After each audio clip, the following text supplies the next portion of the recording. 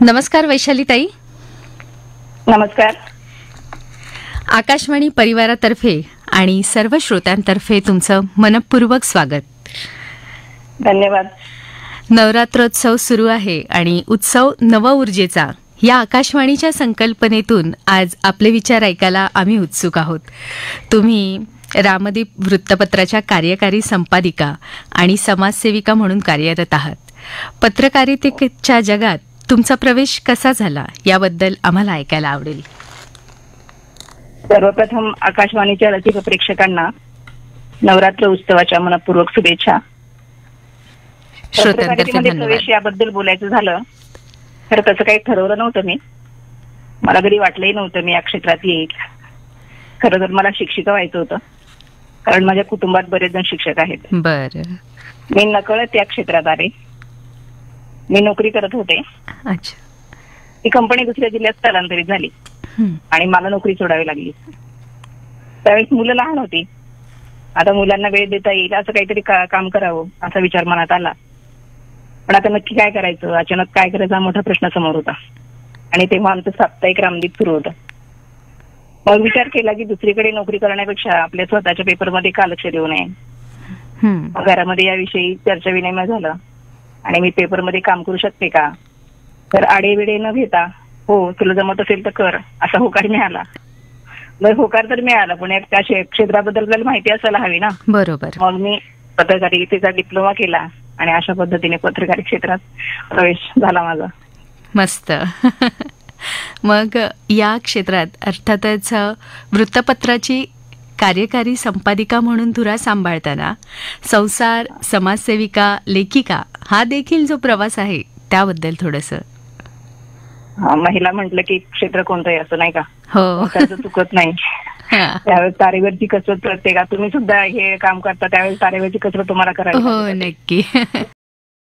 त्यातच मी सुद्धा आहे. संसाराकडे दुर्लक्ष केलं की कोणतंही काम अशक्य आहे आपल्याला. बरोबर. माझा दिवस सकाळी 6 वाजता सुरू होतो, सरासरी रात्री 11 पर्यंत. या वेळामध्ये जेवढं शक्य आहे तेवढं काम चांगलं करता येईल तेवढं करण्याचा प्रयत्न करत असते. बरोबर. सामाजिक कार्यामध्ये महिलांचे अनेक प्रश्न येतात आपल्याकडे पत्रकार म्हणून. त्यावेळेस त्यांना एक मार्गदर्शन करणे आणि वेळ जर पडली तर त्यांना मदत करणे अशा पद्धतीचं सामाजिक कार्य चालू असतं. आणि लिखाणाचं म्हणाल तर पेपरसाठी लिहावं लागतंच.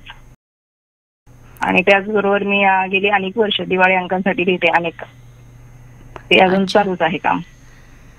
दिवाळी अंक म्हणजे तुमच्याकडेच त्याचं संपादन होतं का? नाही, इतरांचे दिवाळी अंक आहेत ना, असतात ना, त्यामध्ये लिहिते मी. अच्छा, म्हणजे त्याची धुरा देखील तुमच्याकडून सांभाळली जाते. हो हो हो. स्त्री सबलीकरणासोबतच समाजात ही सर्व सेवेची कार्य करत असताना तुम्हाला अनेक अनुभव आले असतील, अनेक घटना घडल्या असतील.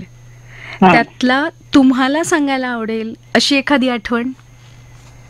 सामाजिक सेवा करताना किंवा सेवा कार्य करताना असंख्य अनुभव येतातच. बरोबर. सबलीकरणामध्ये महिलांचे सर्वांगीण सामर्थ्य वाढवण्याचे प्रयत्न चालू असतातच. महिला सबलीकरणाच्या कितीही गप्पा मारल्या ना आपण, तिचा संघर्ष काही थांबलेला नाही. हो. वेदना समस्या काही संपलेल्या नाहीत. बरोबर. बाई पण भारी देवासारखे चित्रपट आले. यावर एक बाई काय करू शकते हा प्रश्न न पडता एक बाई काय काय करू शकते याचा विचार व्हायला हवा असं मला वाटतं. बरोबर. महिला सबलीकरण हा विषय 1-2 व्यक्तीने करावा असं नाहीये. या विषयावर सर्व स्तरातून म्हणजे जागतिक पातळीवर, राज्य पातळीवर, सामाजिक, गाव पातळीवर, शासकीय स्तरावर अंमलबजावणी झाली तर त्या गोष्टींना चांगली चालना मिळेल असं मला वाटतं. त्याची सुरुवात महिलांना 50% आरक्षण मिळाल्यामुळे झालेली आहेच. आणि इतर सर्व क्षेत्रांमध्ये महिलांना पुरुषांच्या बरोबरीने हक्क आणि दर्जा जर मिळायचा, प्रदान करून द्यायचा असेल तर विकासाच्या सर्व संधी उपलब्ध करून देणं गरजेचं आहे असं मला वाटतं. स्त्री पुरुष समानता नष्ट करणं या गोष्टीला प्राधान्य द्यायला हवं. आता या सर्व गोष्टी फक्त शासनाकडून अपेक्षित नाहीयेत, तर यासाठी समाजातील प्रत्येक व्यक्ती जबाबदार आहे. बऱ्याच ठिकाणी जाणवतं की समाजातले विचार अजूनच बदललेले नाहीत. याबद्दल मला तुम्हाला एक गोष्ट आवर्जून सांगावीशी वाटते की नाशिकची एका मुलीचा कॉल आला होता. 2 वर्ष लग्नाला झाले होते आणि तिला मुलगी झाली. मुलगी झाल्यानंतर तिच्या घरातल्याने तिला घरातून काढून टाकले. तर हा एक विचार करण्यासारखी गोष्ट आहे की 21व्या शतकाकडे वाटचाल करत असतानाही लोकांचे विचार अजून बदलत नाहीयेत. खूपच गंभीर गोष्ट आहे. आणि ही तेच मला म्हणायचंय. त्या सासूबाईंचं म्हणणं काय होतं की आपल्या घरामध्ये, आमच्या खानदानामध्ये नवस केल्याशिवाय मूल जन्माला येत नाही, तुला मुलगी झालीच कशी. आता ह्या प्रश्नावर काय विचार करावा. असे जर विकृत विचार असतील समाजातले तर काय काय करणार आपण. आपण नवरात्र उत्सवामध्ये स्त्री शक्तीचं जागर करतो, पण खऱ्या अर्थाने तो होतोय का, हा मोठा प्रश्नच आहे.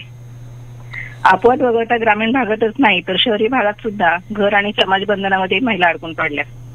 बऱ्याच ठिकाणी स्त्रियांना दुय्यम स्थान दिलं जातं, हे स्वतः मी सुद्धा अनुभवलेलं आहे आमच्या सोसायटीमध्ये. शिवाय आपल्या आसपास घडणाऱ्या ह्या गोवा घटना, निर्भया कांड म्हणा, कोरडीची घटना म्हणा, आता नुकतीच घडलेली कोलकाता घटना, बदलापूरची घटना, बरोबर, अशा आम्हाला अत्याचाराच्या जेव्हा घटना घडतात त्यावर मला असं वाटतं तात्पुरते अभियान राबवतात, त्याच्यावर ठोस उपाय केले पाहिजेत. महिलांचं सबलीकरण होतंय का, अशा वेळेस हा प्रश्न पुन्हा एकदा उपस्थित होतो. खरं तर हा मोठा विषय आहे. बरोबर. आणि यावर छोटेसे प्रयत्न जर आपण करू शकलो तरी सुद्धा खूप बदल घडू शकतात.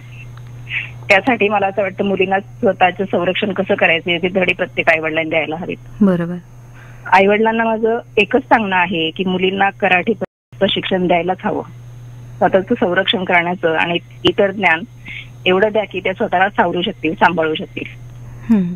त्यानिमित्ताने थोड्याशा या वाईट घटना घडतायत ना, त्या कमी होतील, संपणार नाहीत पण टाळल्या तरी जातील. बरोबर. किमान कमी होतील. महिला सबलीकरणाची पहिली पायरी असू शकते असं मला वाटतं.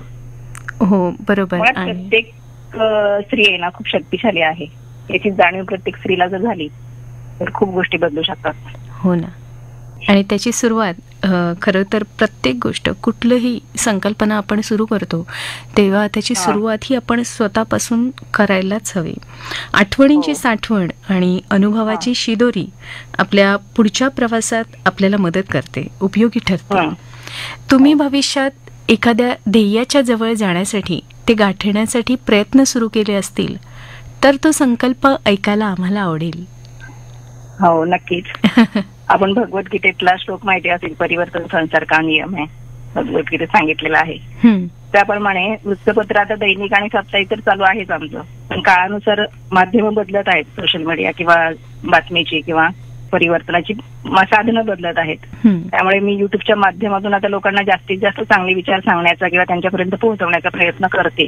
लॉकडाऊनच्या काळापासून ही सुरुवात झालेली आहे. आणि या माध्यमामध्ये माझं स्वप्न आहे की 50 ते 100 मुलींना माझ्यामार्फत रोजगार उपलब्ध व्हावा, त्या दृष्टीने माझे प्रयत्न चालू आहेत. खूप छान. तर ती इच्छा लवकरात लवकर पूर्ण होईल, परमेश्वर पूर्ण करेल अशी अपेक्षा आहे, अशी आशा करते. बरोबर. कारण इतरांना रोजगार प्राप्त करून देणं हे खूपच पुण्याचं काम आहे असं मी म्हणेन. हो हो. आपण संवाद साधत आहोत वैशाली अहेर यांच्याशी. वैशाली ताई, तुम्ही सांगितलेले तुमचे अनुभव आणि मांडलेले विचार यातून ऊर्जा घेऊन अनेकांचं मनोबल नक्कीच वाढलं असेल. अजूनही आपल्याला समाजाकडून अजून काय अपेक्षित आहे जेणेकरून संपूर्ण स्त्री वर्गाला याचा लाभ होईल, यावर तुम्ही काय सांगू इच्छिता? मला असं वाटतं भारतीय समाजामध्ये जर स्त्रीचा विचार केला ना, असं लक्षात येतं की परंपरा आणि प्रथा, रूढी, धर्म यामध्ये स्त्रीला एका चौकटीत बंद करण्यात आले आणि त्यातून स्वतः महिला सुद्धा बाहेर पडू इच्छित नाही. पण बऱ्याच वेळा आपण बघतो की त्यांच्या मनावर त्या गोष्टी इतक्या बिंबीत झाल्यात ना, ते वेगळं काही करायचं म्हटलं की त्यांना वाटतं बापरे, आपण यात वेगळं जर काय केलं तर आपल्या बाबतीत काहीतरी चुकीचं घडेल किंवा काय, अशा गोष्टी आहेत. एक गमतीशीर गोष्ट सांगायची म्हणजे आपण मार्गशीर्ष महिन्यातले गुरुवार करतात महिला, त्यांच्या श्रद्धेबद्दल मला काही बोलायचं नाहीये खरं सांगायचं तर, चुकीचा अर्थ घेऊ नये कोणी. पण पुस्तकं विकणारे करोडपती झालेत, पण पूजा करणाऱ्या किती महिला करोडपती झाल्यात त्या आपण ऐकलेल्या आहेत मोठ्या मोठ्या महिलांकडनं. चुकीच्या गोष्टींमुळे त्या मूलभूत हक्कांपासून सुद्धा वंचित झालेल्या आहेत आणि समाजाच्या शोषणाच्या बळी पडतात. भारतीय संस्कृतीमध्ये यत्रे नारेस्तु पूजेते रमन्ते तत्र देवता असं म्हटलंय. त्याचा अर्थ काय, समाजात स्त्रियांची जिथे पूजा होते तिथे देवता क्रममान होतात. परंतु प्रत्यक्षात जर बघितलं तसं नाहीच आहे, उलट दिसतंय. आता आपल्या अवतीभोवती घडणाऱ्या बलात्काराच्या घटनांमध्ये दिवसेंदिवस वाढ होत चालली आहे. ज्या महिला समर्थपणे वाटचाल करतायत त्यांना अनेक वेगवेगळ्या समस्यांना तोंड द्यावं लागते प्रत्येक क्षेत्रामध्ये. स्त्रियांना अधिकार दिलेत पण ठिकठिकाणी त्याची पायमल्ली होताना दिसते. यावर उपाय म्हणून मला प्रत्येक स्त्रीला एक सांगावं असं वाटतं की स्त्रियांनी स्वतःची ताकद ओळखली पाहिजे. अव्वल झालेल्या स्त्रियांसाठी शासनाकडनं फक्त कायदे न करता आरोग्य आणि रोजगाराच्या संधी उपलब्ध करून दिल्या पाहिजे. बरोबर. महिन्याला 1,000-1,500 रुपये देऊन काही होणार नाही. तर त्यासाठी कायम स्वरूपाच्या त्यांना रोजगार कसा मिळेल अशा उपाययोजना जर झाल्या तर ते खूप त्यांच्यासाठी महत्वाचं असेल. सर्वात महत्वाचं मला सांगू असं वाटतं की हमसे हे जमाना जमाने से हम नाही, हमको मिटा सके जमाने में दम नाही. बरं. असह्य वेदना करून मनुष्याला निर्माण करणारी शक्ती तिला परमेश्वराने दिली आहे. बरोबर. बरोबर. प्रत्येक क्षेत्रात तिने आकाशभरारी घेतलेली आहे. त्या प्रत्येकीचं मनपूर्वक सादर आहे. पण दुसरी जर बाजू बघितली तर काही महिलांना अजूनही या गोष्टीचं भान नाहीये. त्या भगिनींना एक स्त्री म्हणून मला सांगावं असं वाटतं की सखे भानावर ये. आजचे स्थान जे कष्टाने मिळवलेस ना त्यासाठी तू खूप गमावलेला आहेस. तुझ्यातल्या संवेदनशीलतेला सहनशीलतेला बोथक होऊ देऊ नकोस. आत्मसन्मान तर जप तू, पण हवं ते साध्य करण्याची शक्ती तुझ्यात आहे हे विसरू नकोस. हो, आणि तुझ्या शक्ती आहे म्हणून इतरांना त्रासही देऊ नको बरं का. खूपच छान आहेस असं समजून अत्याचारही सहन करू नको. कारण आपण बघ कायद्याचा गैरवापर करताना बऱ्याच ठिकाणी स्त्रिया दिसतात.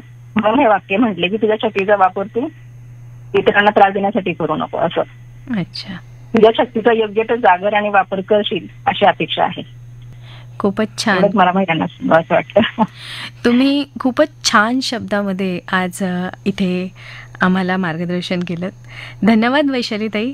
आपण आज आमच्याशी संवाद साधून श्रोतांना जे अमूल्य मार्गदर्शन केलं आणि आपला देखील अमूल्य वेळ आम्हाला दिलात त्याबद्दल पुन्हा एकदा तुमचे मनपूर्वक आभार. मीही आकाशवाणीचे मनापासून आभार मानते. माझ्या माता भगिनींना सखींना नवरात्रीच्या आणि दसऱ्याच्या हार्दिक शुभेच्छा देते. तुम्हाला बोलण्याची संधी दिल्याबद्दल पुनश्च आकाशवाणीचे आणि पाणिनीचे मनपूर्वक आभार. धन्यवाद.